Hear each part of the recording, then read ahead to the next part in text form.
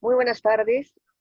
Estamos ahora en compañía de dos importantes miembros del mundo de las telecomunicaciones, muy conocedores, el ingeniero Luis Montes Bacalar, quien es magíster en Ingeniería de Telecomunicaciones, formado en Ingeniería Electrónica en la Universidad Nacional de Ingeniería.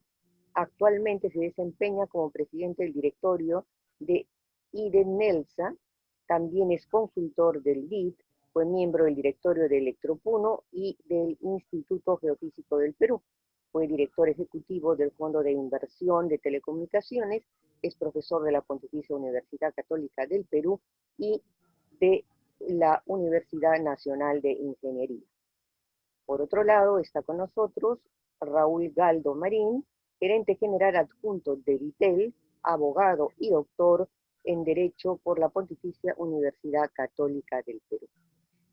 Ellos dos nos acompañan ahora para conversar sobre un tema sumamente crucial, las telecomunicaciones en tiempos de COVID. A ambos les voy a pedir que nos pongan el marco general legal de las telecomunicaciones. ¿Cuál es la ley que norma actualmente el ámbito de las actuales situaciones o normas que rigen en el Perú? ¿Cuáles son sus aciertos o desaciertos de esta ley? Ingeniero Montes, por favor. A ver, la ley de telecomunicaciones es una ley que fue publicada en el año 93, cuando aún Internet ni los servicios actuales todavía existían, ¿no? Tanto es así que el acceso a Internet en esta ley expresamente no es un servicio de telecomunicaciones, de acuerdo con la ley, sino es un servicio de valor añadido. Otra ley relevante que es bueno saberla dentro del ámbito de telecomunicaciones es la ley 29904, que es la ley de banda ancha, con la cual se promovieron muchos proyectos en el país, ¿no? Como la red dorsal de fibra óptica, los 21 proyectos regionales, la operación de la red nacional del Estado, los proyectos de banda ancha. Y últimamente ha habido algunos otros decretos leyes para darle consistencia a las leyes de telecomunicaciones. Pero hablar de aciertos y desaciertos, más bien yo diría, ¿qué demuestra el hecho de tener una ley tan antigua, no? ¿Por qué no ha habido cambios significativos? ¿O por qué el Estado no le ha dado tanta importancia para ir a la vanguardia de la tecnología?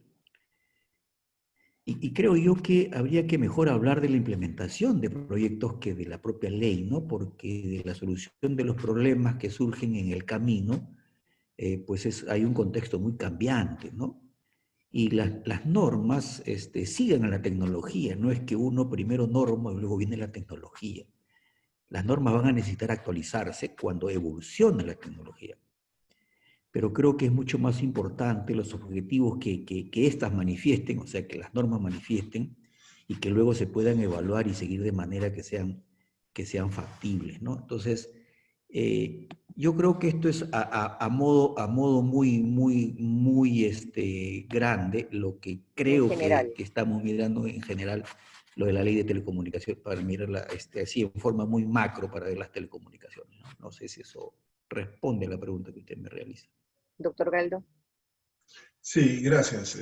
Patricia, primero felicitarte por tu continua iniciativa. No es fácil tener un emprendimiento tantos años, como tú lo tienes con Licha, creo que son aproximadamente 10 años, sino año tras año buscas temas actuales, convergentes principalmente con la cultura, patrimonio y rescate de nuestro querido Cusco. Así que te felicito, yo sé que no es fácil, eso solamente demuestra tu cariño al Cusco, tu determinación y tu inteligencia y talento. Así que Gracias. gracias por invitarme, gracias ingeniero Montes por sus palabras. Solamente complementar, como decía el ingeniero Montes, bueno, hay un marco abundante de legislación. La ley marco de telecomunicaciones es del año 93, efectivamente, su reglamento creo que es del año 94. Estas normas son originarias en los 90, la ola de privatizaciones y concesiones. Entonces, esta ley lo que quería, acuérdense cómo estábamos antes del 92, que creo que entró la primera operadora privada. Entonces, entonces, lo que quería el Estado era incentivar, promover las inversiones en el sector de telecomunicaciones, con esas normas. No había unas normas más generales de inversión de promoción de inversión privada, pero esa norma es una norma promotora de inversiones en principio. Entonces, yo creo que cumplió inicialmente sus objetivos, porque ¿qué quería? Traer inversión y traer competencia, lo que ha conseguido, ¿no?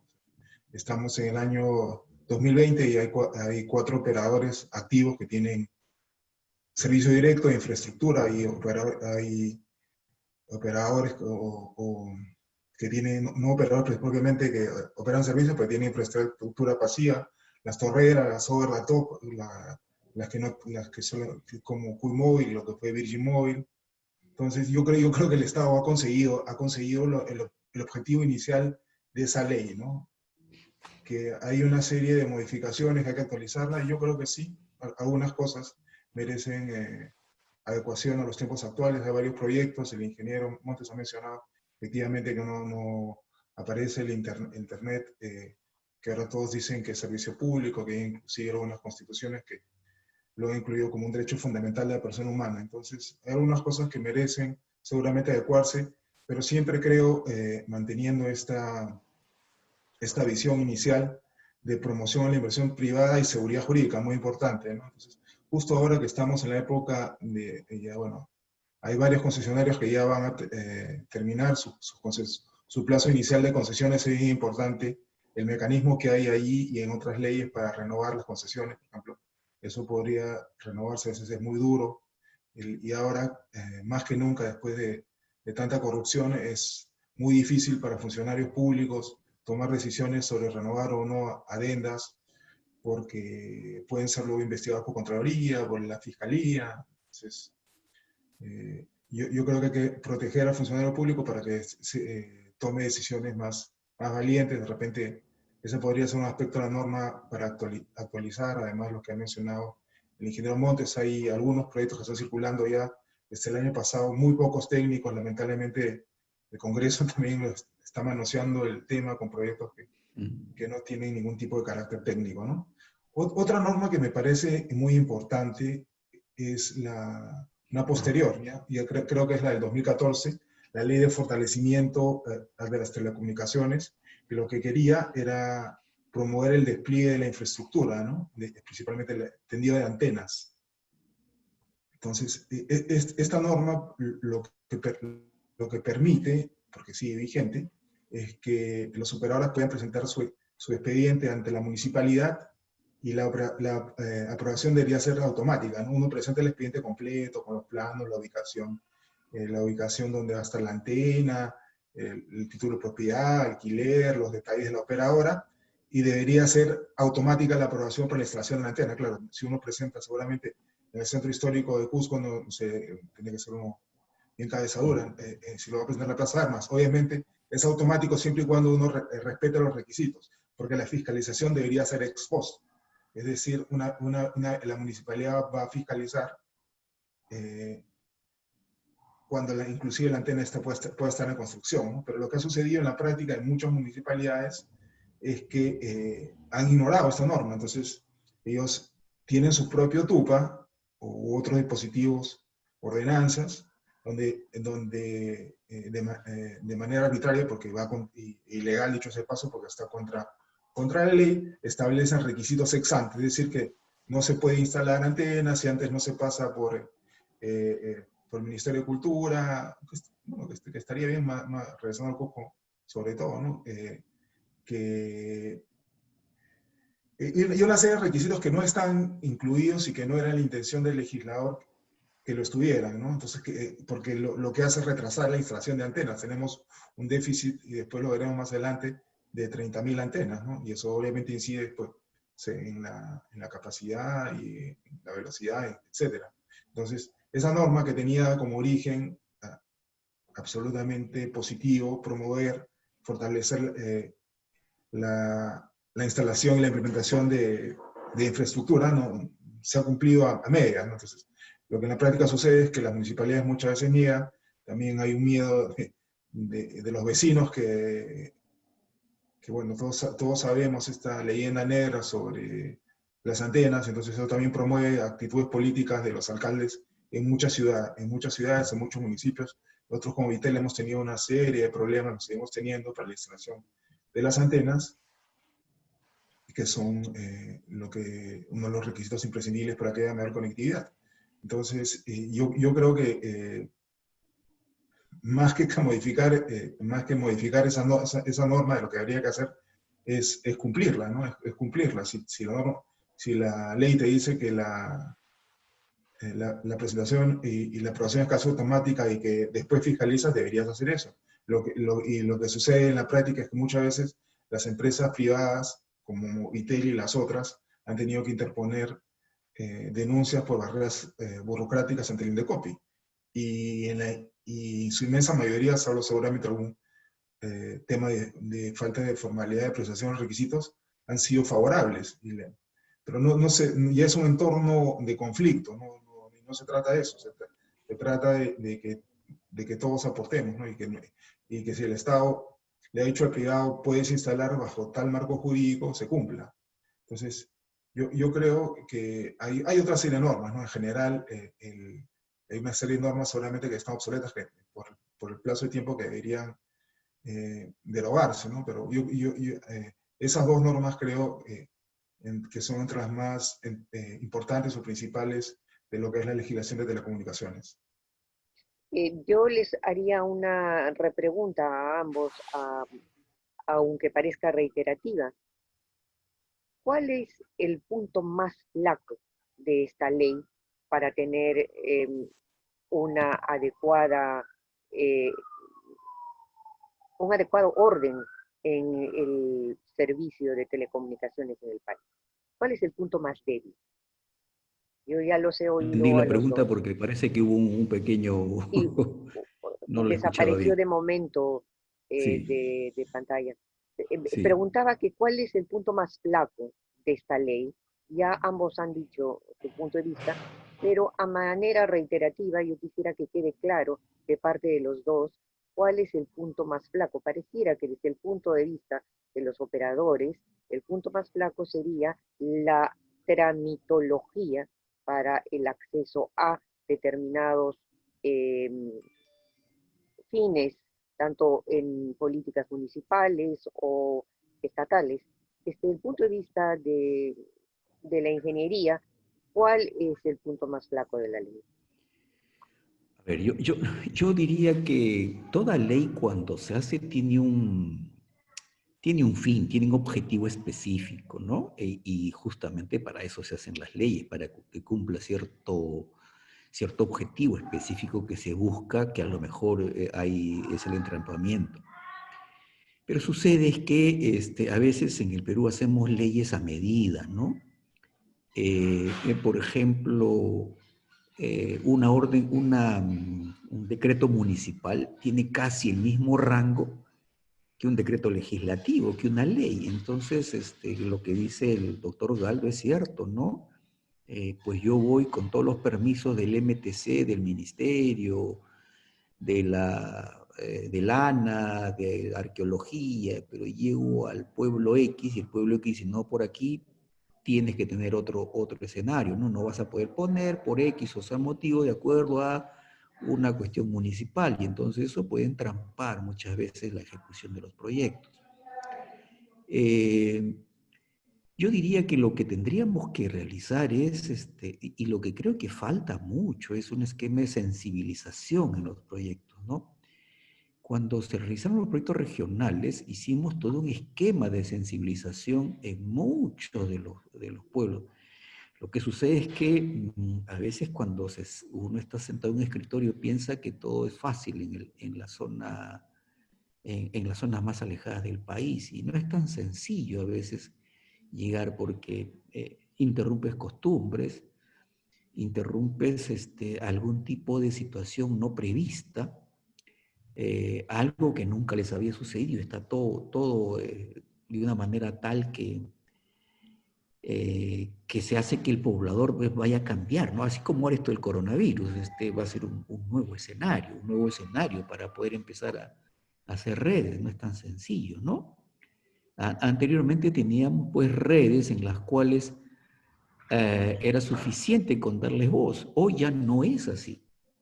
Hoy las redes son aquellas redes que nos están dando mucha banda ancha. Y entonces empezamos a hacer cosas totalmente distintas. Y la ley, por más que le ponga lo que le ponga, si no tengo infraestructura, no voy a tener muy buena banda ancha. Esto pasa porque tenemos una voy a ponerlo entre comillas, una desconexión del acceso y de la cobertura muy fuerte, ¿no? La suma de acceso y cobertura es conectividad. Pero también en el Perú, más que acceso y cobertura, necesitamos también uso, ¿no? Póngale un computador o una buena tablet o un buen celular a una persona que en su vida agarró tecnología y no sabe para qué le usar, significa pues que tengo que hacer otro tipo de escenario, ¿no? Para que realmente las leyes se cumplan, ¿no? Insisto que yo no diría que haya que volver a hacer una nueva ley, a lo mejor, o de repente sí, pero hay que incidir en lo que hoy necesita el país, ¿no? El cierre de tres brechas, para mi gusto, ¿no? Debe cerrarse tres brechas. La brecha de cobertura, la brecha de acceso y la brecha de uso. Si no cerramos esas tres brechas, perderemos el camino de la transformación digital que sin ese cierre de esas tres brechas, pues seguramente la transformación digital del país se va a ver mermada o relegada a un plano distinto, ¿no? Y para que eso suceda, debería tenerse una transversalización de todo lo que significan las comunicaciones. Las tecnologías de información y comunicación deben ser transversales para todo el país. No sé, pues si alguien quisiera decirlo, y yo alguna vez lo he dicho, a lo mejor necesitamos un Ministerio de las Tecnologías de Información y Comunicación como lo tienen otros países, ¿no? Lo tiene Colombia. ¿Cómo entenderíamos la transversalización? ¿Qué significa eso? A ver, imaginémonos un cuerpo humano. El cuerpo humano, todo lo que tiene transversal son los nervios. Las telecomunicaciones son el nervio de un país. No puede ser de que un ministerio de, no sé, pues voy a poner de producción, quiera hacer una licitación para aquellos hacer sus propias comunicaciones con sus propias pymes, cuando eso debería mirarlo, un propio escenario del país. O sea, transversalizar las comunicaciones, hacer una red única del Estado, que los operadores pues sean los forjadores de hacer esas redes, ¿no? Pero con un norte, con una planificación unificada. O sea, Con un yo no plan puedo nacional. un plan nacional. Yo no puedo estar haciendo pedazo por aquí, pedazo por allá. Tiene que estar totalmente transversalizado, como lo hacen todos los países del norte, Corea, Finlandia, Estados Unidos, tienen unos planes nacionales de tecnología de información y comunicación en las cuales participamos todos. Aquí el problema es que creo que se quiere mirar que solamente un área o un ministerio o un esto, no, tiene que transversalizarse todo.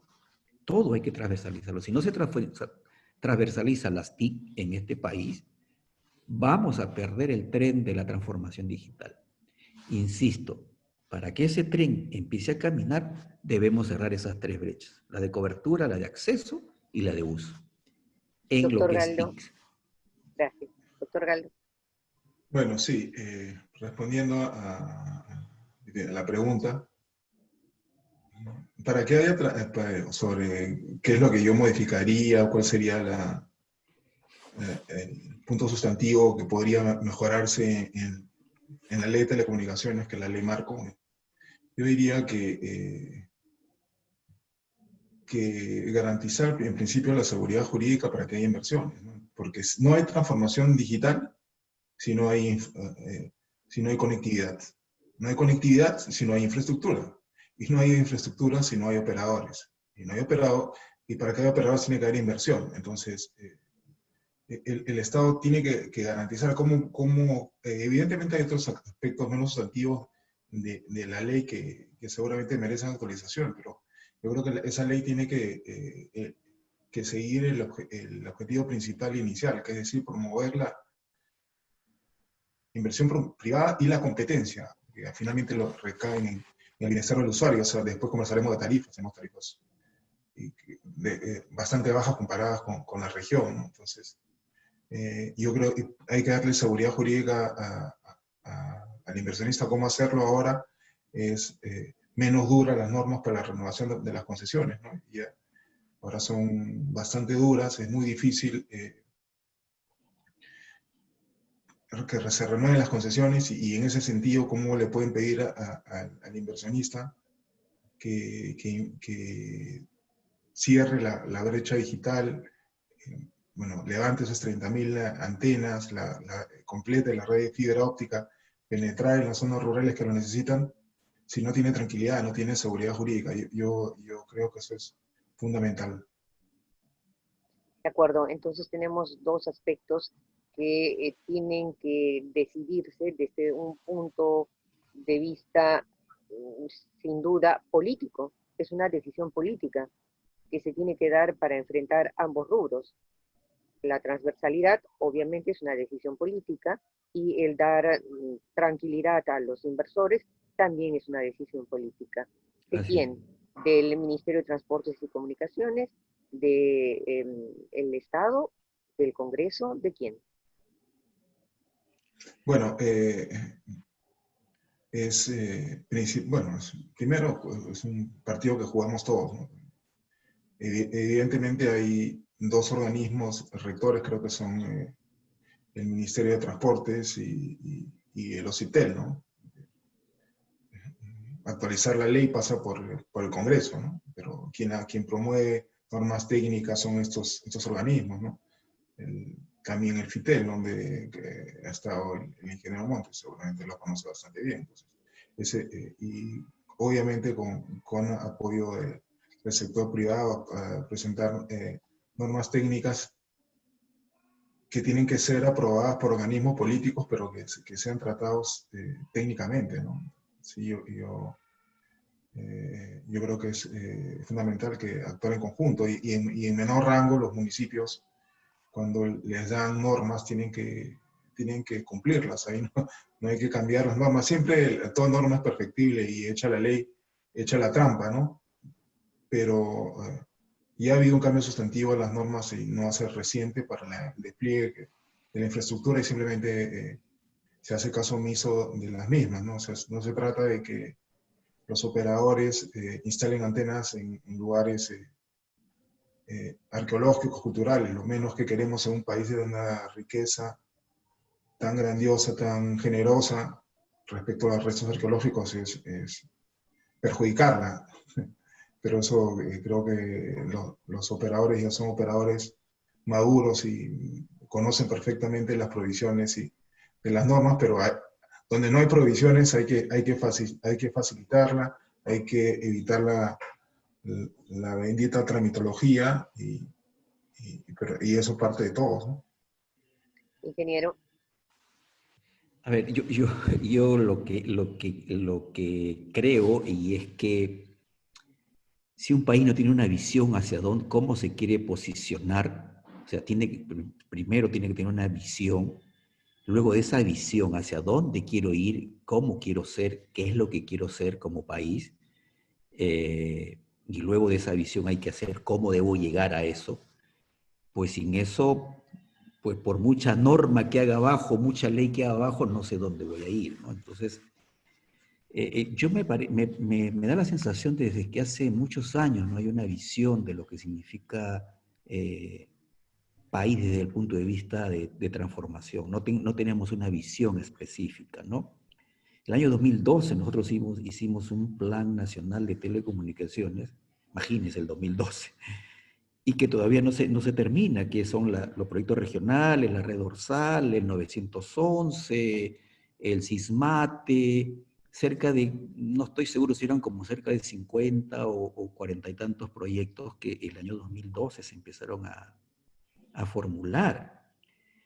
Y es que la visión se pierde porque Cada gobierno viene con un paquete distinto. Lo que se tiene que tener es, y creo que el doctor lo dijo muy bien, seguridad jurídica.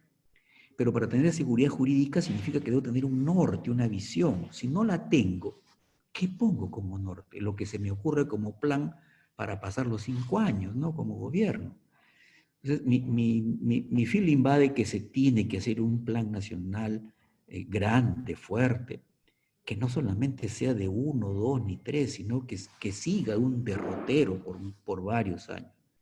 Muchos dirán que tecnológicamente eso cambia. Sí, pues la tecnología cambia a diario. Pero una cosa es la tecnología y otra cosa es qué queremos ser, ¿no? Hacia dónde queremos posicionarnos como país.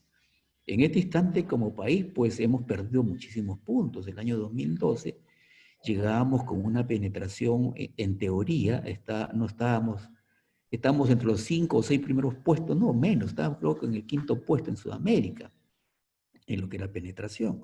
Hoy día hemos descendido, ¿no? O en lo que significa cobertura. O sea, yo diría que la brecha se ha ido acrecentando con mucho de lo que decía el doctor Galdo, que es que pues no a los operadores le ponen cada vez más cosas que cumplir, ¿no? Por ejemplo, hay proyectos que ya están listos, pero ¿sabes qué? Le falta la puerta. Oye, porque le falta la puerta no puedes dejar a alguien sin servicio. No, que le falte el baño. Oye, porque le falte el baño no puede dejar de que un proyecto funcione, ¿no? Yo creo que se tiene que ser más pragmático. Insisto, si no hay visión de país, si no hay hacia dónde queremos posicionar el país desde el punto de vista de las tecnologías de información y comunicación, insisto, vamos a perder un tren de transformación muy fuerte. Bueno, y creo que ahora estamos en el epicentro mismo de la realidad y la necesidad urgente. Es decir, todo se está resolviendo vía telecomunicaciones. Esta conversación que Todo. estamos teniendo nosotros, una consulta médica y la educación por sobre todas las cosas. Y lo más grave es que el mundo rural, sobre todo en el sur andino y en todo el país, pero hablo del sur andino, que es lo que más conozco, está realmente en una situación catastrófica a nivel de conectividad. Es decir, vamos a tener 2 años donde miles de estudiantes no van a poder acceder a una educación de calidad. Si ya no la tenían presencialmente, ahora con esta brecha que nunca se cerró, que nunca se intentó, por lo menos, ya sea por parte del Estado o por lo que fuera, ¿qué vamos a hacer? ¿Cómo vamos a resolver esta situación? ¿Cuál sería la mejor manera de enfrentar esta situación? A ver, en las zonas rurales, pues la brecha se ha hecho muy, muy fuerte y esto es porque más o menos vamos a contarlo como si fuera una clase. Eh, Cuando se definieron las redes, cuando se diseñaron las redes se diseñaron para darle un servicio a los colegios, por ejemplo. En los proyectos regionales se diseñó para darle servicio al colegio, para darle servicio a la posta médica, ¿no? Para darle un buen ancho de banda a ellos. Sin embargo, el escenario actual es que la demanda, el tráfico no está ahí. El tráfico está ahora en las casas, ¿no? Porque son los chicos, son los médicos los que están en sus casas de donde está saliendo todo el mayor tráfico. Entonces, el nivel de afectación en las redes actualmente, que es producto de este confinamiento, ha cambiado el escenario. Y si ha cambiado el escenario, pues entonces también tenemos que hacer un cambio nosotros en la planificación. Ya la planificación no puede hacerse desde el punto de vista de las redes como se hacía anteriormente, solamente centrada en un colegio. No, ahora es en el ciudadano realmente. ¿Y qué sucede? Cuando se hicieron estos proyectos, por ejemplo, se daba subsidio a la oferta y subsidio a la demanda. Pero hoy día, tal como está el país, con esta caída enorme del Producto Bruto Interno, yo no creo que el país aguante con tanto subsidio. Tenemos que dar algún tipo de fórmula creativa para las zonas rurales. Ahora, también esto es bien cierto. Por ejemplo, en esta conversación que tenemos, ¿no? El Zoom consume más o menos entre 100 megabytes de descarga por hora hasta 250, creo que es ahora, megabytes de descarga por hora. Megabyte de descarga, no velocidad de megabits, no megabyte de descarga. Eso, más o menos, poniéndolo en contexto, significa que para tener una buena comunicación deberíamos tener como mínimo 20 megas de app y unos, digo, de down y 5 o 8 megas de app. Estamos hablando de un paquete de 30 megas. Y la pregunta es, 30 megas, ¿cuánto le cuesta a un poblado? ¿Cuánto le va a costar a un poblado rural? Si normalmente 4 megas le estaban cobrando 80 soles, entonces esto va a tener que hacer un cambio. Pero no es una cuestión solo de precio, no es una cuestión solo de asequibilidad. Es una cuestión de que todo lo que significa la industria tiene que hacer un cambio, un giro total. Porque ahora tenemos que responder a 3 parámetros, ¿no? Disponibilidad de red, o sea, que la red no se me caiga nunca, que esté casi como estamos ahora, que no nos vayamos de la conversación, una tremenda disponibilidad. Tenemos que tener una fuerte accesibilidad, o sea, que no debo acceder por cualquier tipo de instrumento, la tablet, el celular, el computador, ¿no? Y por último, tener una buena asequibilidad, un mejor precio. Y entonces ahí viene el asunto. A lo mejor puede haber una buena disponibilidad, quizás. Va a depender mucho de la lejanía, de la geografía, cómo quiero, si quiero redes redundantes, y eso significa costo. Las empresas, y yo siempre lo digo a mis alumnos, las empresas no son madres de la caridad, ellos quieren rentabilidad. Yo invierto 100 y quiero ganar algo, ¿no es cierto? Tengo que recuperar mi inversión y tener una utilidad. Si no se le garantiza algún tipo de utilidad a las empresas, no van a poder ir a esos sitios rurales. Entonces, por lo tanto, el Estado y las propias empresas tenemos que ser muy pragmáticos.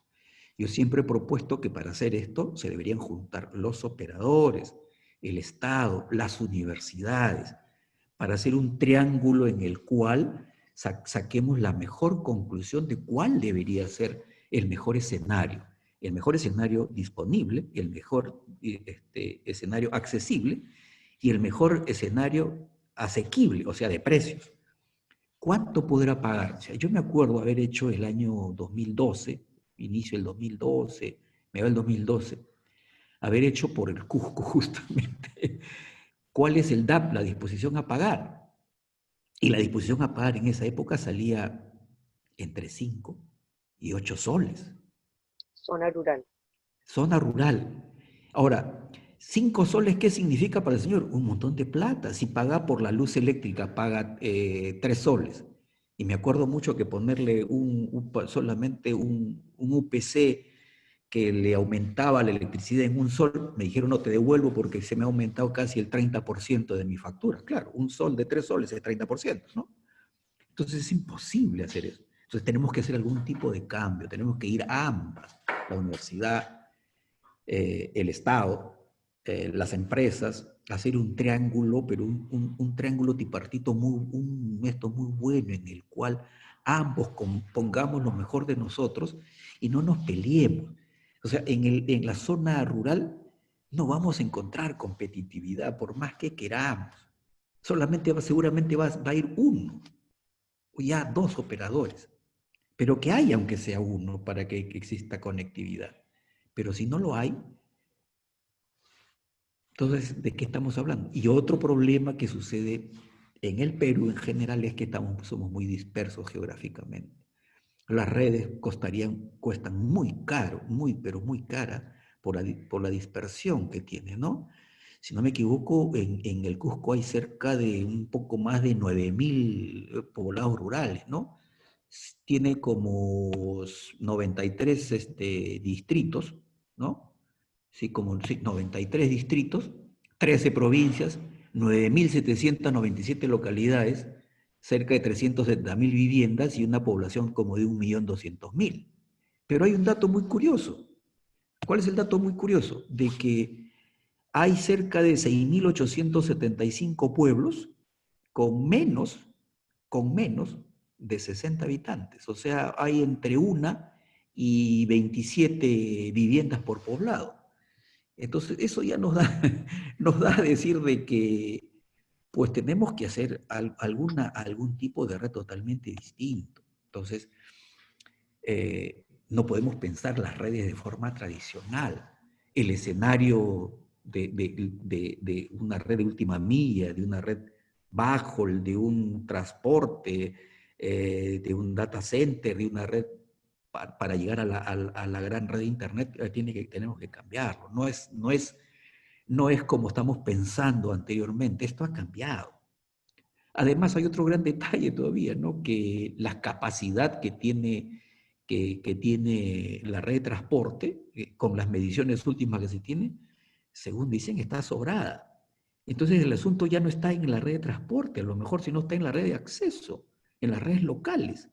¿Y por qué? Porque no hay redes de acceso. Pues efectivamente, si no hay redes de acceso, pues no, no vamos a tener una buena conectividad.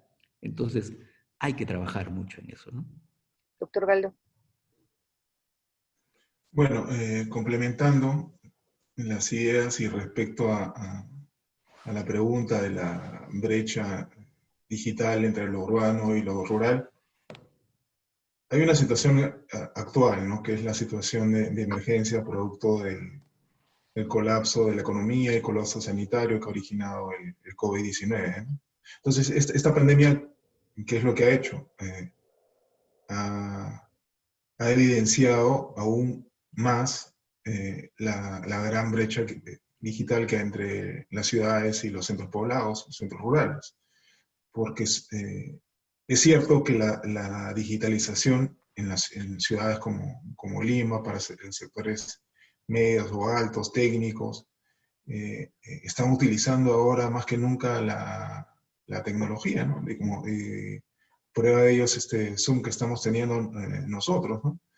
Y así como otros beneficios, ¿no? Que tú lo has dicho, la telesalud, conversar con un médico, y no solamente acá, ¿no? Yo mismo he tenido oportunidad de conversar con un médico en Estados Unidos, ¿no? Y más de una vez. Entonces, lo que antes no se hacía, o conversar con colegas de la oficina, sí se hacía antes, pero ahora con mayor frecuencia desde tu casa con Vietnam, ¿no? O con otros colegas en otros lugares de Lima, o como todos los operadores somos sumamente descentralizados. Entonces, esto se va a profundizar, ¿no? Y ya es imparable, ¿no? Pero solo un sector menor de la población goza de esto. Entonces, ¿y qué hacemos con las áreas rurales, ¿no? Ha habido un gran esfuerzo del gobierno y de los privados en llegar a las zonas rurales, ¿no? Para que cuenten para que los niños se eduquen, para que llegar a los hospitales. Yo creo que había un dato que leía, como por ejemplo, que en la población de las zonas rurales con baja penetración goce también de los beneficios de la digitalización, se requiere teleeducación, plataformas de aulas virtuales, capacitación, acceso a equipamiento, conexión a Internet, capacitación en habilidades digitales de profesores y alumnos.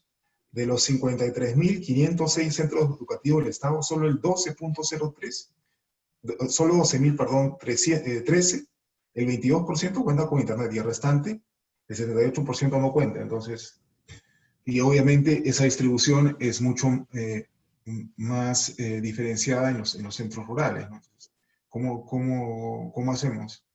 Primero calificamos, que hagamos las condiciones adecuadas, pero te tiene que llegar por la fibra óptica y tienen que ser instaladas las antenas, ¿no?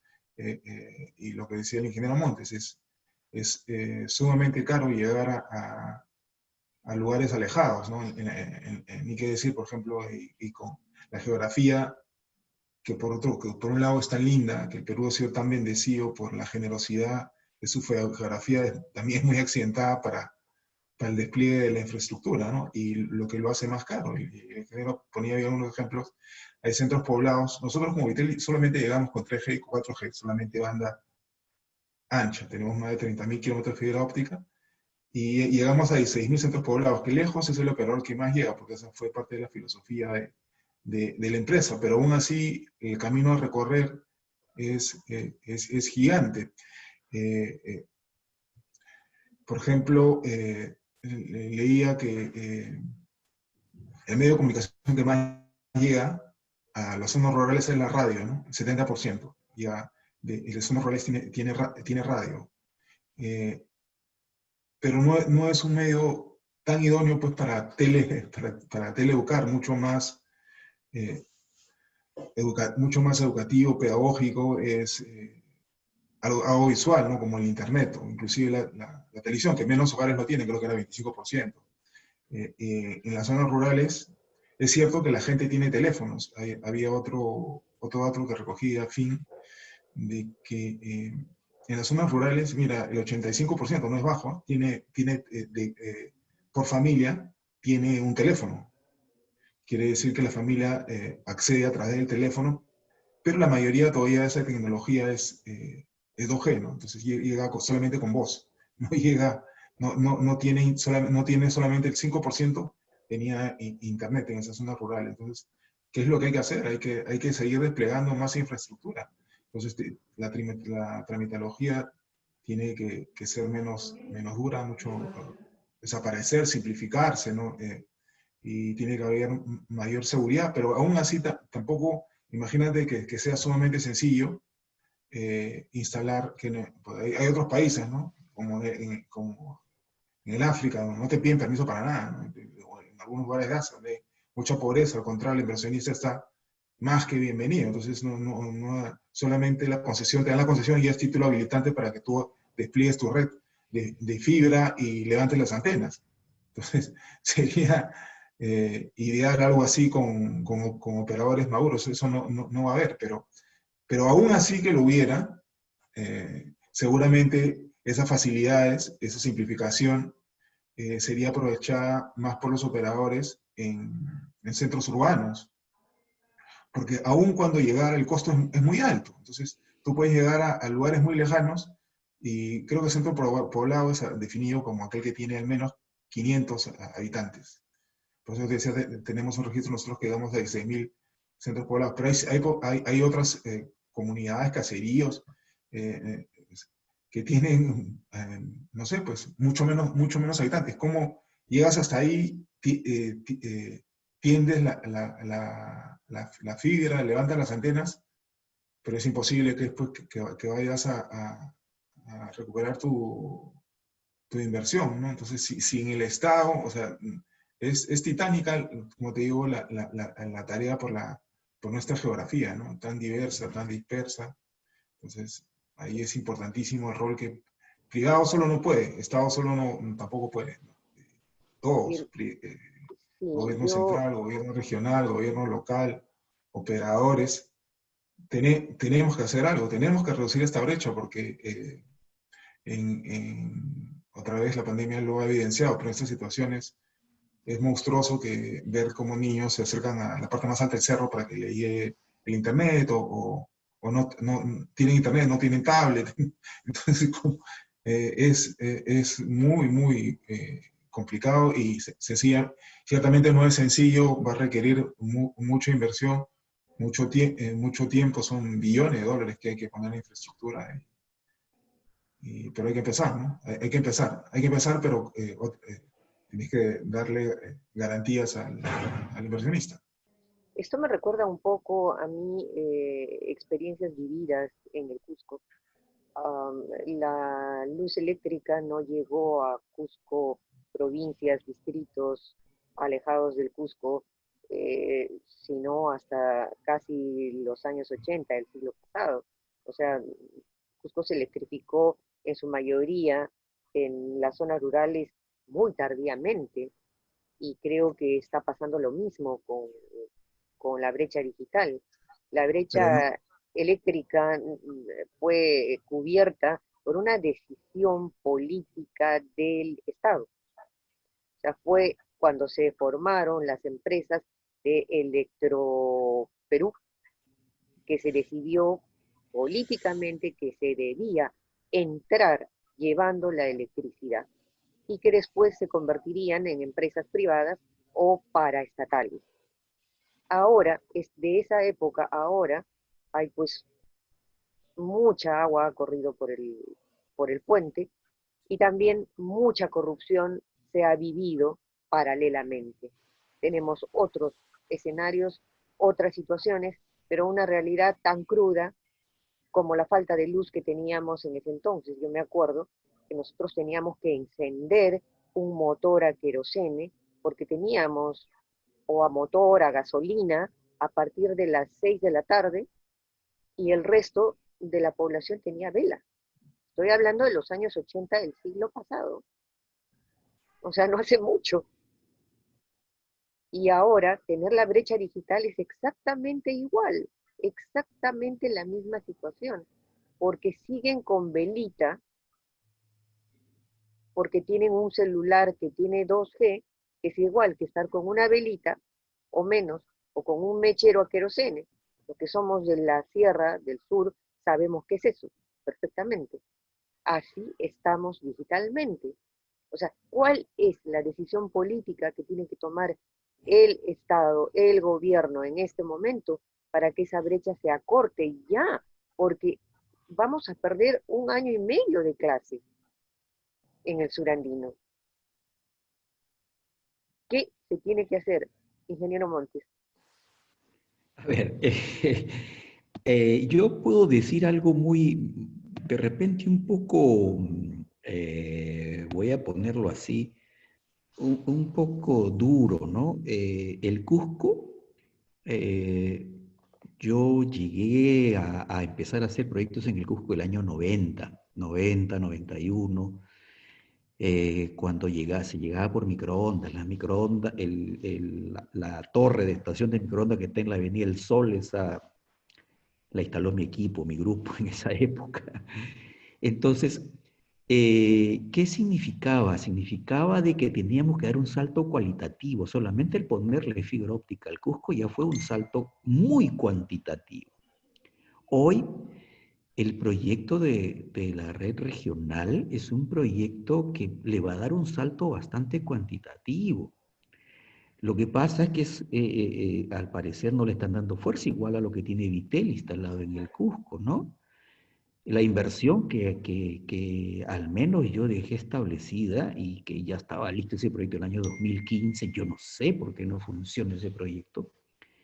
Era un proyecto en el cual había una inversión de cerca de 71 millones de dólares y se pagaba la operación, o sea, se subsidiaba la demanda por cerca de 38 millones de dólares. Se iban a instalar, si no me equivoco, un poco más de 2.000 kilómetros de fibra óptica. Y todas las capitales de distritos estaban conectadas con fibra óptica. Había 371 localidades beneficiarias, cerca de 615 instituciones, de los cuales como un poco más de 1.500 colegios, un poco más de 300 postas médicas, más de 200 comisarias. Yo lo tengo en la cabeza porque yo fui el formulador de ese proyecto, como les digo. Eso ya debería estar funcionando. No sé qué pasa porque no funciona, ¿no? Buena Es pregunta. más, le digo más todavía. En este proyecto había todo un escenario para que tuvieran tablets. O sea, el Cusco tiene un escenario de desarrollo de tablets muy fuerte. Si no me equivoco, la cantidad de tablets que se iban a dar eran más de 20.000 tablets y que ya estaban prácticamente financiadas por el operador y que lo único que tienen que hacer es pedírselas al operador y decirle, oye, en el cumplimiento del proyecto y ya está. Hay para cerca de más de 15.000 tablets que se pudieran dar en el Cusco en colegios, cerca de 3.000 tablets para las postas médicas. Entonces, sí está hecho. Lo que me parece es que algún tipo de dejadez o algo por el estilo, pero eso se pudiera hacer. El operador se llama Gilat y yo me acuerdo mucho que eso estaba listo. Yo me he ido de Fitel el 2016 y ya estaba eso prácticamente para entregar. No sé qué ha pasado. Le soy sincero que yo me desconecté un poco de esos proyectos, pero esos ya estaban listos para darse, ¿no? Ahí, por ejemplo, es una cuestión. Y todo lo que ha hecho Vitel, pues sumado a eso, la brecha debería estar ya casi pronta a cerrarse. ¿Cuál es el principal motivo de que todavía hay bueno, no, es bastante lo que puede estar todavía la brecha abierta? Es porque la dispersión geográfica hace de que cerca de, como le decía, hay más de 6.000 poblados rurales con menos de 30 viviendas. Y por lo tanto, esa dispersión tenemos que atacarla de otra manera. Esa no se puede atacar así sencillamente. Yo le pongo una fibra o una torre. No puedo. Tenemos que juntarnos para hacer eso. Y eso tiene que ser ya. Alguien tiene que ponerle el cascabel al gato para que esto empiece a trabajar fuerte, ¿no? Pero eso está listo. Yo no entiendo por qué no se puede hacer eso. Yo creo que es Bueno, cuestión de llamar al operador Gilat y decirle, oye, esas 20.000 tabletas que tenía, bueno, y una vez ponlas, repártelas. No sé por qué no se hace. Y yo creo que el operador, el Gilat, pues estaría encantadísimo. Decir, ¿a dónde te las pongo? Porque eso significa más tráfico para ellos, más ingresos para ellos, ¿no? Además, una vez ya tendida toda la red de fibra hasta los distritos, pues se puede servir como backhaul para poder empezar a poner más antenas por esos lugares, ¿no? Si no me equivoco, el operador Gilat ha firmado hasta un contrato con Telefónica, con IPT, ¿no? Internet para todos. Que, miren, si entre dos operadores se pueden hacer eso, ¿por qué a la población no se le puede dar esas tabletas? Yo no entiendo, no, la verdad que no entiendo. No sé si es una dejadez del ministerio, como digo, ¿no? A veces queremos ser más papistas que el Papa, ¿no? Mira que ya está funcionando, funciona todo, ¿y ahí qué te falta? Me falta poner una puerta. Bueno, por esa puerta no te doy el pase. No puede ser. O sea, yo creo que estamos siendo demasiado legalistas en el cumplimiento de un contrato cuando lo que necesitamos es hoy apuro, mucha fortaleza para empezar a revertir todo lo que nos ha pasado, ¿no? Y si es vía fibra óptica, pues hay buen ancho de banda, ¿no? Eso creo que debe estar garantizado. doctor Insisto, Galdo. Sí, del 2016 no lo veo. Adelante, doctor, gracias. Lo primero que has mencionado me ha traído recuerdos del tema de la electrificación, porque sí me acuerdo que pasaba los veranos en Pisac, y Pisac, que es un centro que está a 30 kilómetros del Cusco, y fin de los 70, comienzo de los 80, no había luz. Sí. A las 5 de la mañana, de pie, los tres hermanos y los 12 de los abuelos, no sé, el abuelo yendo con los peones al campo, mi abuela preparando el desayuno, 6 de la tarde, en la cama, 7 ya durmiendo, con vela o con esas lamparines de querosene, ¿no? Sí, y era 30 kilómetros de Cusco. Entonces, efectivamente, menos mal que, como bien apunta el ingeniero Montes, en el Cusco se ha hecho bastante. Y no solamente Fitel, ¿no? Fitel también ha hecho un buen trabajo con el tema de las redes regionales, ¿no? Pues si tú, Patti, vas por el valle, bueno, subes por Pisa y bajas por todo el Valle Sagrado hasta Ollanta, luego subes por creo, el Abre de Mala hasta la Convención, vas a ver la red de Vitel, o te vas por el otro lado, ¿no? Por el Valle Sur y a Huambutí, o subes para Sicuani, para Puno, vas a ver la red. O también lo mismo si vas por Espinar. Se ha hecho bastante, pero todavía, claro, hay centros poblados por la cantidad de habitantes no se llega, pero sí se ha hecho bastante. Todavía falta mucho más por hacer por la dispersión de la población. Pero ¿cómo llegar a todos entonces? Porque sí se ha hecho bastante. Se han invertido, Vitel, bueno, especialmente en zonas rurales, pero también las otras operadoras han invertido una gran cantidad en sus propias redes, donde su estrategia se ha concentrado, ¿no? En ciudades, pero también en provincias. Entonces, ¿pero qué se hace para llegar a todos, ¿no? Sí, para llegar a todos tienes que invertir. Entonces, ¿cómo haces si no te cuadra ya? Porque es cierto que hay facturaciones muy importantes, ¿no? Dos de las operadoras están entre las 10 que facturan más en el país, pero tienen también costos muy altos. Entonces, al final, si tus costos o gastos son más altos que tus ingresos, estás perdiendo plata por más que factures, ¿no? Nosotros, afortunadamente, somos más austeros en nuestros gastos. Todavía hemos invertido cerca de $1 billón ya en el Perú. Esa inversión todavía no ha retornado, mucho ya está un día, pero si se hace ya el análisis año a año, ya se está ganando. Este año se repartieron utilidades del 2019, ¿no? Este año va a ser un año particular para todos, habrá que esperar los resultados. Pero tienes que invertir más. Entonces, ¿cómo haces? Si el privado está ganando con las justas, en algunos casos está perdiendo, ¿cómo haces para llegar a todos? Pues no solamente a los centros poblados donde, bueno, llegas, tienes compromisos además con el Estado de llegar, así como Yila, también nosotros tenemos algunos compromisos, entonces tienes que llegar porque esa fue parte de tus obligaciones de la concesión. Aparte, haces trabajo de responsabilidad social, le das internet a los niños gratis, a los hospitales, pero ¿cómo llegas a todos? Yo creo que tiene que haber una combinación del Estado con el privado. Te doy de repente un ejemplo, ¿no? Lo que se hace para ponerlo de manera más sencilla, con horas con impuestos, ¿no? O sea, pero que finalmente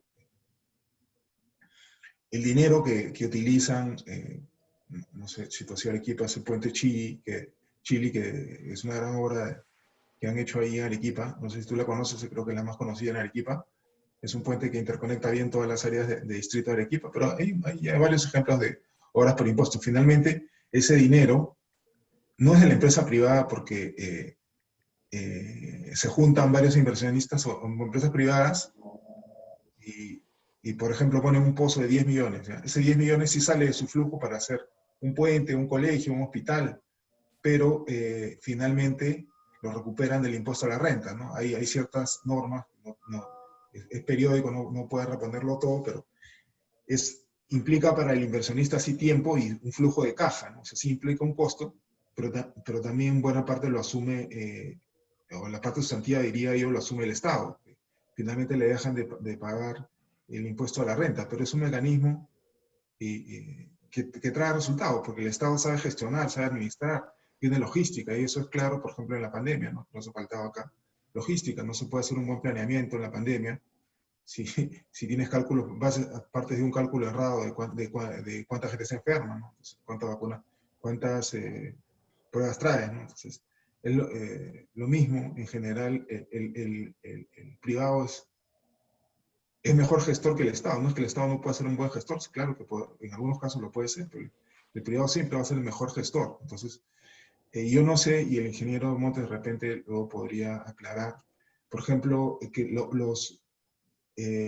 pero no, en el caso de los operadores yo no digo que vaya contra el impuesto a la renta, sino para hacerlo más ágil, más viable. Hay fondos, ¿no? O sea, los fondos del FITEL, por ejemplo, o aporte por regulación, el 0.5% que paga las empresas operadoras a OCITEL, el 1% de FITEL, son cantidades muy significativas. De repente, allí, por citarte algo concreto, ¿no? ¿Cómo realmente se puede instalar infraestructura participando todos y sabiendo que no se va a ganar? Y financieramente, perdiendo todos, pues, el privado igual para un va a bien perder, común. va a perder que pone parte de su caja para financiar la obra, hasta pone su gente y seguramente hasta el mantenimiento, pero es parte de su responsabilidad social. Pero no lo puede hacer solo con su dinero, ¿no? Y es dinero Eh, que de alguna manera ya está gastado. Yo sé que Fitel tiene otros objetivos, pero no sé, por ejemplo, si eso podría resultar. ¿Qué le parecería, por ejemplo, al ingeniero Montes, que conoce mucho mejor que yo el sector sí. del Estado y bastante mejor el Fitel? Ingeniero Montes, sé que tiene tiempo justo, así que por favor, Sí. la pregunta del doctor Galdo es muy Sí, sí, importante sí. que responda y después Sí. Tengo un entenderemos que pueda directorio. retirarse. Sí, no hay problema, tengo un directorio. La verdad es que yo lo que creo es que tenemos que identificar, la verdad, los problemas en profundidad. Y el usuario tiene problemas para navegar en sus clases virtuales, etcétera, etcétera, ¿no? Hay que mirar en qué segmento. Y también lo que dice el doctor Galdo es cierto, ¿no? Pues el operador, insisto, como yo siempre le digo a mis alumnos en clases, un operador no es la Madre Teresa de Calcuta que viene a hacer caridad, el operador quiere rentabilidad. Lo que sucede es de que, a ver, el FITEL recauda cerca de 40 millones de dólares al año. Entonces, las redes regionales cuestan 2.000 millones. Entonces, si dividimos 2.000 entre 40, estamos hablando de 50 años. O sea, necesitaría aportes de 50 años solamente para haber hecho los proyectos regionales. Entonces, ¿qué se me ocurrió a mí en esa época? Pues traer todo eso a valor presente, hacer un endeudamiento y pagar contra lo que significa el aporte FITEL. Es más, yo estaba tentado a subirle un poquito más al tributo de FITEL, porque si el Perú, si donde van a ir los operadores no es rentable, y cerrar la brecha rural significa cerca de, según mi estimación, entre 7.000 y 8.000 millones de dólares, contando con un satélite para las partes que ya no son, no se pueden llegar en forma física, en forma alámbrica, tendríamos que haber subido el impuesto. ¿Pero el impuesto a quién? Todo sale de el cuero sale todo de la, ¿no? Las correas salen todas del mismo cuero. Entonces, tendría que elevar tributos, impuestos. Entonces, si eso no lo quiere el operador, si todo el mundo quiere las cosas gratis, ¿qué vamos a hacer? Entonces, por eso insisto, se me ocurrió a mí que los entes multilaterales, BID, Banco Mundial, y ellos son los que nos han ayudado. Ahora podríamos hacer una cosa similar para toda la zona rural. Es más, están muy interesados porque en lugar de evaluar, como siempre se evalúan los proyectos por solamente beneficios, pues ahora el beneficio de la telemedicina y la teleeducación, en lugar de que esos montos vayan a engordar a las arcas del mes para lo repartido en otra cosa, pues lo metemos en ese fondo, ¿no? Como un único escenario. Yo he propuesto eso hace mucho tiempo, pero lógicamente yo no soy el que manda. Muchas gracias. Gracias a usted Me por van a su disculpar, pero yo presencia, no hay ningún problema. tengo un Sus director y soy el aportes han presidente y tengo que sido estar. muy importantes. Le agradecemos No, mucho. Muchas no, gracias. muchas gracias a ustedes y buenas tardes. Disculpen la No, qué salida. ocurrencia.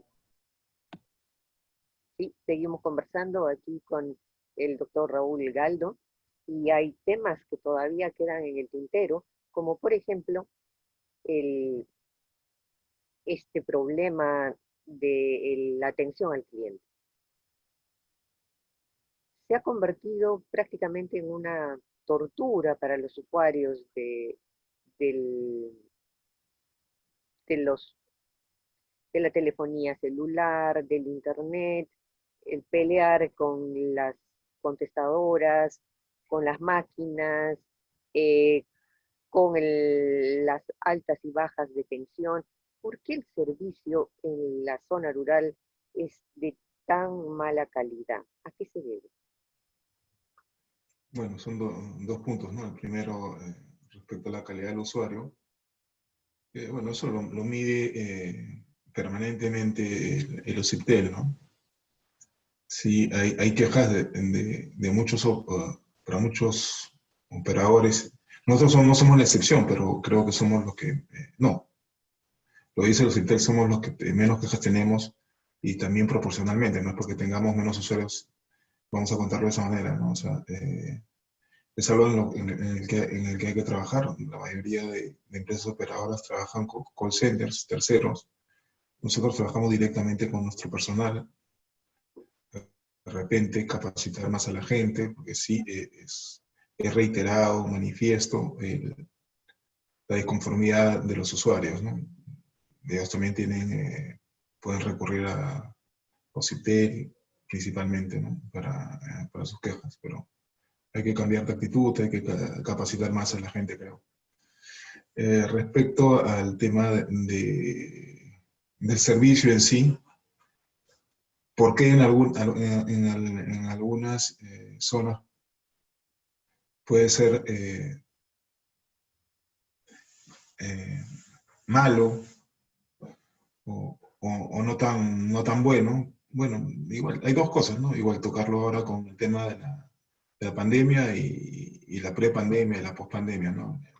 En la pandemia, en algunos lugares urbanos, lo que ha habido es abuso del tráfico de Internet porque mira, no toda la gente está utilizando su tiempo como debería, ¿no? El 65, creo, por ciento del tráfico se concentra en Facebook, en Netflix y en YouTube. Entonces el resto será de teleeducación, con trabajo remoto,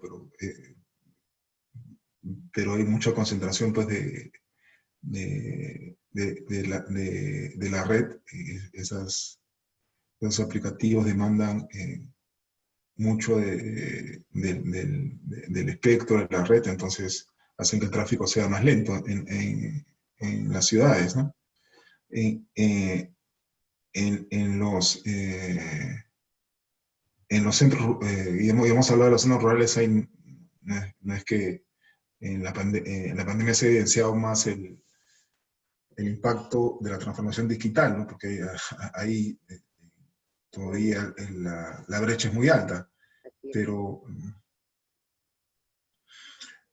yo creo que igual, lo que decíamos antes, tiene que haber más inversión, más infraestructura, asignación de más, son dos cosas, ¿no? Más espectro radioeléctrico, más antenas, más fibra.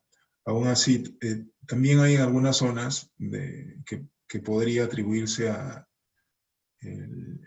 un servicio con circunstancias de navegación o de señales malos, porque puede haber, por ejemplo, edificios, cerros, que pese a que tú pagas un servicio en determinada zona, no lo tienes, o no has concentrado. Por decir de nosotros, si tienes Vitel, por ejemplo, de repente, como no nos hemos concentrado en esas zonas, con nuestra fibra, por ejemplo, a un distrito como es categorizado como de clase alta, por ejemplo, con Asia, a veces no llega a nuestra señal estando tan cerca, porque simplemente nuestro tendido pasa por la Panamericana, pero cuando hemos querido poner antenas ya no se ha podido, entonces han estado otros operadores, no quiere decir seguramente tienes una magnífica señal en tu auto porque estás acostado de la red y es fibra óptica, ¿no? Pero de repente entras unos falta, en algunos casos, por citarte un caso propio, ¿no? Falta tendido de la última milla, cómo te aproximas más a tu cliente. Y eso pasa en todos los operadores, simplemente yo te doy un ejemplo. Lo que se necesita es más infraestructura y ya hablamos de cómo lo podemos hacer. Exacto. El problema de la infraestructura está definitivamente en manos de ambos sectores, tanto del Estado como del operador privado, como decía el ingeniero Montes. En el caso de Vitel, ¿cuáles son sus proyecciones? ¿Cuál es su manera de, cuál ha sido su manera de reaccionar ante la pandemia? Bueno, gracias por la pregunta. Aprovecho para contarte un poco de Vitel. Entonces, Vitel es una empresa que el año pasado, en octubre, cumplió 5 años de operación. Hubo una etapa preoperativa bastante larga porque era el despliegue de la red. Son 30.000 kilómetros de fibra óptica, por eso te decía, cerca de $1 billón de inversión entre la fibra, las antenas, y todo lo que es la inversión en general en infraestructura. Y empezó con la visión justamente de lo que hoy día un poco hemos hablado, ¿no? Y de reducir la brecha en las zonas rurales. Vitel vio que había ahí un nicho de mercado que no estaba siendo atendido y aún hoy todavía no es lo suficientemente bien atendido. Por ejemplo, y eso explica los resultados, ¿no? Entonces, ¿cuál fue nuestra filosofía? Vamos a tener la red, pero no la mejor, cualquier red, sino la mejor, la más grande. Y lo hemos cumplido. 30.000 kilómetros. ¿Para qué? tratar de llegar a la mayor cantidad de centros poblados. Pues dije que llegamos a los 16.000, que es 3 veces creo que más de lo que llega el competidor más cercano con 4G, ¿no? Sí hay competencia, pero los que llegan con 4G somos nosotros. También hay otros, pero los líderes somos nosotros, ¿no? Entonces, dijimos, primero construyamos la red, después está la red, ofrezcamos buenas tarifas. Entonces, si somos bueno, 2 operadores entraron en el 2014, nosotros y Entel, ¿no? Bueno, Entel le compró a Nextel, con lo cual tenía 5% de inicio, nosotros empezamos con 0. Entonces dijimos, vamos a empezar desde abajo. Tenemos la red, vamos a llegar con precios asequibles, con tarifas que la gente pueda pagar. Entonces, segunda parte del plan. Tercero, parte del plan ha sido ofrezcámosle buenos equipos de smartphone de alta gama, no necesariamente los que tienen las marcas más conocidas, pero con igual calidad o casi la misma calidad. Entonces, y eso hemos hecho y ha sido absolutamente receptivo el público con nosotros. Y lo último, la última etapa en la que estamos ahorita, es la de llegar más cerca al cliente con lo que tú decías, un poco de atención, ¿no? Para que haya menos reclamos. Entonces, hacer más visible la marca. Tenemos ya miles de puntos de distribución que no los teníamos, ¿no? Antes solamente no veías Vitel en los malls, estamos en Cialas de Lima, ¿no? Estás en casi todos los malls del Perú, estás en tiendas propias y distribuidores, además de terceros, como bodegas. Entonces, nos hemos acercado mucho a nuestro cliente. Y eso, evidentemente, ha tenido un resultado. Por ejemplo, en nuestra penetración en el mercado es de aproximadamente 17% tenemos al día de hoy. No somos los que más en las ciudades más grandes, ni en las zonas urbanas, sino en las áreas más alejadas. Y prueba de eso es la participación en el mercado. Nuestra participación, como te decía, por 5 años estamos más que satisfechos con 17%. Somos bastante ambiciosos y queremos mucho más participación en el mercado, pero esa la tenemos, por ejemplo, en otras partes, ¿no? Yo te señalaba, por ejemplo, en Iquitos, en Puerto Maldonado, tenemos 30% de participación en el mercado. Entonces, somos segundos en esos dos departamentos, ¿no? En Cusco tenemos 20% de participación en el mercado, por eso yo te decía, vas a ver la red, la vas a ver y vas a identificar los postes. Si vas en el Valle Sagrado, el Valle Sur, si vas por Anta, vas a ver, o si vas para Espinar, subes. Es notorio. Entonces, va a seguir creciendo nuestra participación y principalmente donde tenemos menos participación en promedios en Lima, ¿no? En Lima no tenemos el 17%, tenemos menos, tenemos 12, 13, pero y Lima tiene la principal cantidad de población, pero la compensamos porque en otras zonas donde vimos que había una brecha, un mercado desatendido, tenemos mayor participación y tenemos 4G. Entonces, me yo parece creo que este momento de crisis es un momento importante para empresas como la vuestra, porque justamente ese sector, el más desatendido, es el que requiere mayor atención ahora. Digamos, es una oportunidad. sí, es una oportunidad también para atender mejor a nuestros clientes, que lo que hemos hecho, ¿no? Ahora también la crisis sanitaria y la consecuente crisis económica, lamentablemente tiene para rato, esto desde el 2020, 2021. Entonces, seguramente mucha gente no va a poder pagar servicios esenciales, ¿no? Entonces, la labor del Estado va a tener que ser Se va a tener que gigantesca, ¿no? requerir el concurso de todos los sectores, como dijo el ingeniero Montes, Estado, gobierno y ciudadanía. Bueno, Raúl, creo que ha sido una conversación muy interesante, muy productiva, como son las conversaciones contigo y con el ingeniero Montes, que nos acaba de abandonar porque tenía un directorio, pero espero que no sea la primera vez que tratemos este tema de las telecomunicaciones, porque para Cusco y para la región sur son sumamente importantes. Agradezco mucho tu cooperación en este conversatorio. Muchas gracias, Raúl. No, muchas gracias a ti, Patricia, por invitarme a conversar. Ya nos encontraremos en otra oportunidad. Buenas Claro que noches. sí. Buenas noches.